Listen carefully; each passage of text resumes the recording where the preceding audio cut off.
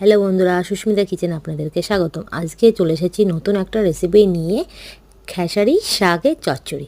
তবে খেসারি শাকের চচ্চড়ির জন্য এখানে আলু, বেগুন আর বড়ি ব্যবহার করছি। চলুন তাহলে ভিডিওটা পুরো দেখা যাক।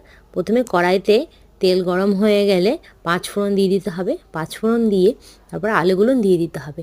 আলুগুলো হালকা লাল লাল করে ভাজা হয়ে গেলে ওর মধ্যে কেটে রাখা বেগুনগুলো দিয়ে দিতে হবে। বেগুনগুলো দিয়ে ওর মধ্যে হলুদ গুঁড়ো, লবণ দিয়ে দিতে হবে।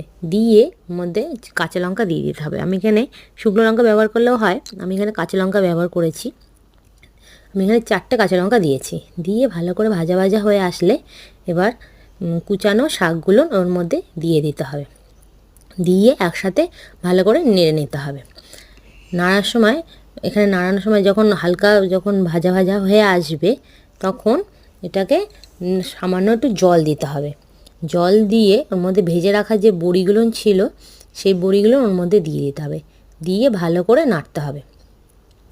তারপরে চাপা দিয়ে দিতে হবে। চাপা দিয়ে এর মধ্যে কিন্তু একটু সামান্য মিষ্টি দিয়ে দেবেন, কেননা যে কোনো শাকেই একটু মিষ্টি মিষ্টি হলেই ভালো লাগে।